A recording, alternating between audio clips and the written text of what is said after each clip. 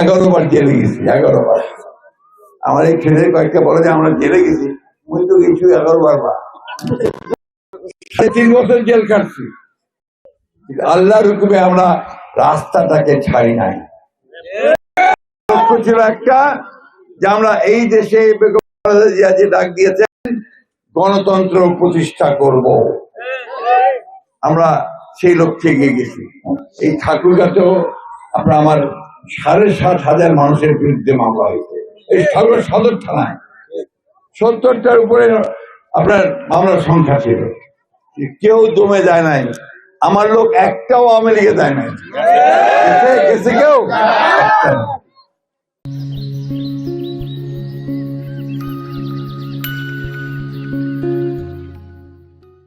কারণ আমরা সঠিক পথে ছিলাম এবং সত্যের পথে ছিলাম।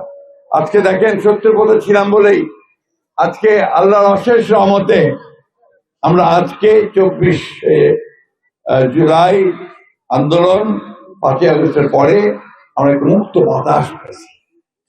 এখন বাংলাদেশের মানুষ আমরা রাত্রে একটু আরাম করে ঘুমাইতে পারি। এখানকার আমি জানি আমার ছেলেরা রাত্রে কেউ ঘুমাইতে পারতো না, অন্য কোনো শহরে বা অন্য গ্রামে গিয়ে থাকতো, অনেকে গাছের উপর গিয়ে থাকতো। যে খবর আসতো যে পুলিশ আসছে, দৌড়ায় গাছের মধ্যে চলে যেত, কান্দর বাড়িতে গিয়ে থাকছে, ঠিক না? আল্লাহর অশেষ রহমতে সেই খারাপ দিনগুলো তো চলে গেছে, তাই না? এখন আমাদের দায়িত্ব আসছে, সে দায়িত্বটা আসছে এখন সুন্দর দিন তৈরি করা, ভালো দিন তৈরি করা, হানাহানি না করা, আরো 5টা মামলাবাজি না করা। এই কথাগুলো সবাই মনে রাখবেন। কিন্তু ওরা মামলাবাজি করছে দেখে যে আমরা মামলাবাজি করবো তার জন্য আমরা না করি। আমাদের নেত্রী প্রথম দিনই বলেছেন, কোন প্রতিহিংসা নয়, প্রতিশোধ নয়, হিংসা নয়, আসুন সকলের সঙ্গে ভালোবাসা দিয়ে, সৌহার্দ্য দিয়ে, প্রেম দিয়ে নতুন বাংলাদেশ নির্মাণ করি, ঠিক না? এইসব কথা বললে আবার কিছু কিছু লোক আছে, আপনাদের যে সোশ্যাল মিডিয়া আছে না,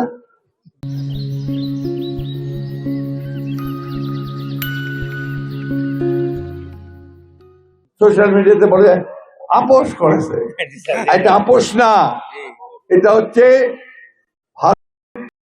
নতুন সমাজ তৈরি করা, একজন আরেকজনের হিংসা তৈরি না করা। এই সমাজটাই সবচেয়ে সুন্দর। রাসূলুল্লাহ আমাদেরকে সেই পথই বলেছেন, ঠিক না? আজকে বন্ধুগণ, ওই জন্যই কথাটা বললাম, এতগুলো কথাই গেল যে হিংসা দিয়ে আমরা কিছু জয় করতে পারতাম না, আমরা ভালোবাসা দিয়ে জয় করছি। ওই দিন আমাদের 20টা লোক হইত না, দেখেন 2-3 হাজার উপরে লোক, এত অত্যাচার নির্যাতনের পরেও, ঠিক না? এখন আজকে আমরা আবার আসছি আপনার কাছে, সব সময় আসি, যে নির্বাচন হলেই আপনাদের সামনে আসি, তারপর আগে আসি, পরে আসি, সংগঠন করি। আমি 15 বছর আপনাদের কাছে এখানে বেশি আসতে হয় না, কারণ আমি ওই পাড়ায় বেড়াতাম, তারপরে দায়িত্ব পেয়ে গেলাম, মহাসচিবের দায়িত্ব, তারপর আমাকে বেশিরভাগ সময় ঢাকাতেই থাকতে হতো। আপনাদের এই এলাকার সমস্যাগুলো আমি কম বেশি জানি। ব্রিজটা হয়েছে, ঠিক না? এরা বাসের ব্রিজ আরো হয় না, রাস্তাটা দরকার, অন্যান্য রাস্তাও দরকার। আমি যে রাস্তায় আসলাম শহর থেকে, এই রাস্তাটাও খারাপ, এটাও আমাদেরকে ঠিক করতে হবে।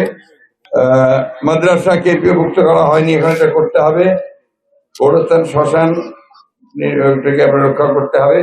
বিরাট একটা দরকার, তো ঠিক আছে।